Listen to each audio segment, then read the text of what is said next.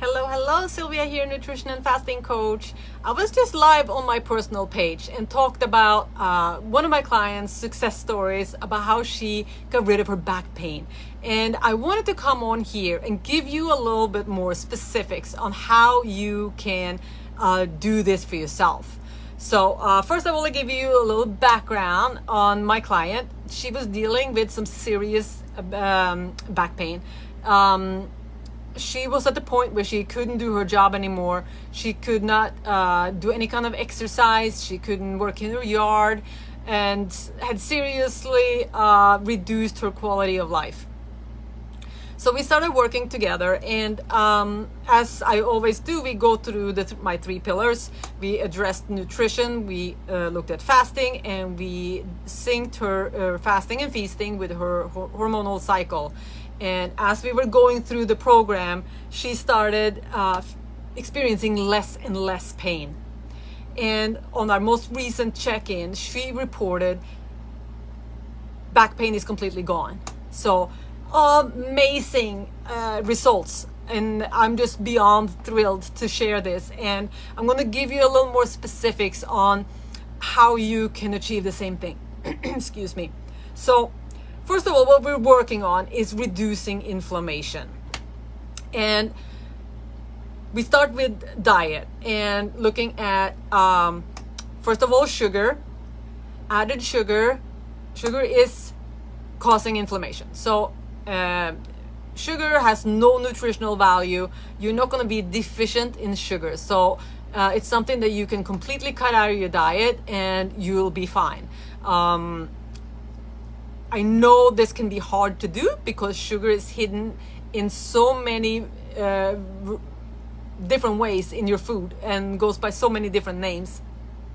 So I actually have a handy guide that you can get if you want. It's free. It's how to navigate nutrition labels. If you want it, let me know below. I'll send it to you. And where you can learn how to really avoid the traps that is on the packaging and on those nutrition labels to avoid those added sugars.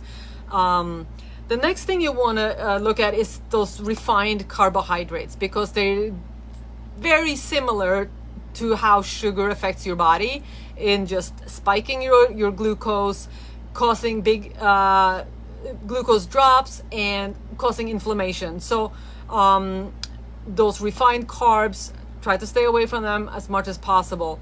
The next thing is the seed oils. The seed oils, the highly refined seed oils, they have been processed under extreme temperatures and they are highly inflammatory.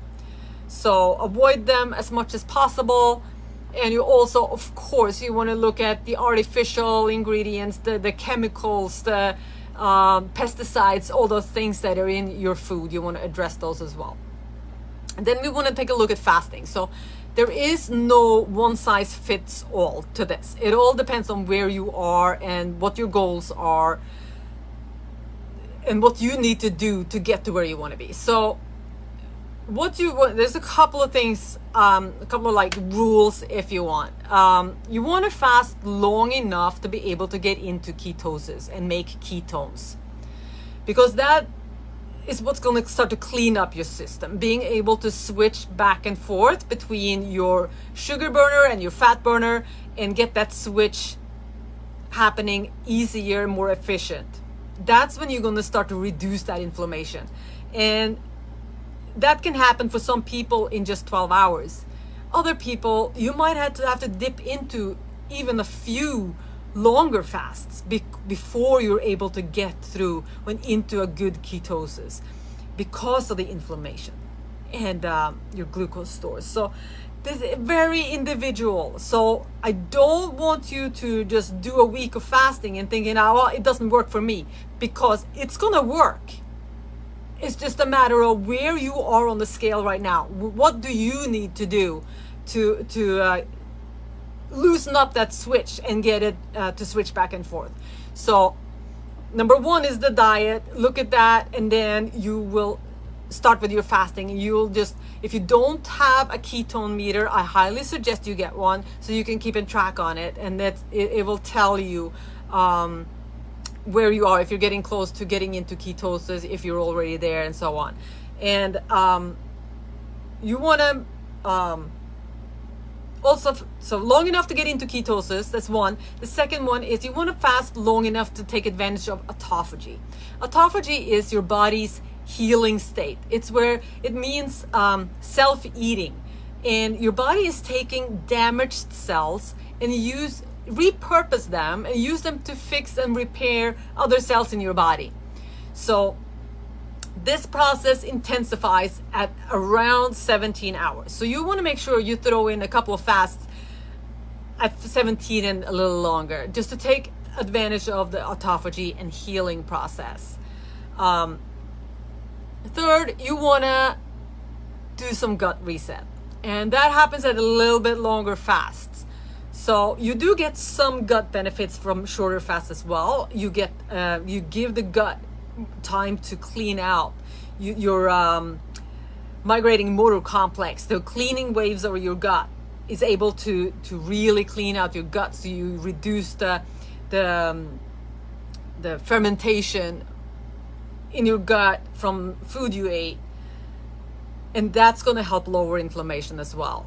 So you do get some benefit, but at around 24 hours is when you really start to see more of the gut benefits, where you are killing off more bacteria. So you're able to, when you then break your fast, you're able to introduce good bacteria to balance that microbiome. So then you're going to get a lot of benefits, because now you are boosting your immune system, you're healing your gut, you're able to absorb nutrients, and your hormones are going to benefit. So everything benefits from healing your gut. The one rule that I have that I want to add on to the fasting part is that you want to make sure to vary your fasts, because if you do the same thing every single day, your body's going to try to adapt to that. So you want to make sure you are telling your body that there's plenty of food. Don't worry, there's no need to turn on the brakes here. So you don't want to get your body into thinking that there's not enough around, so you will lower your output of energy to stay alive, because that's what your body is going to try to do, trying to keep you alive if there's limited food coming in. So you want to throw in a day here and there of no fasting at all, just to get that message through to your body that there's no emergency. Let's ramp it up. So that's my only rule to a fasting lifestyle. So let me know if you want to get your hands on my handy guide. I will be happy to send it to you. It's totally free. I want to talk a little bit more about inflammation, because inflammation is the root cause of all lifestyle diseases like heart disease, Alzheimer's, diabetes. All those lifestyle diseases, they start out with inflammation, and we don't always know this until we're already experiencing symptoms.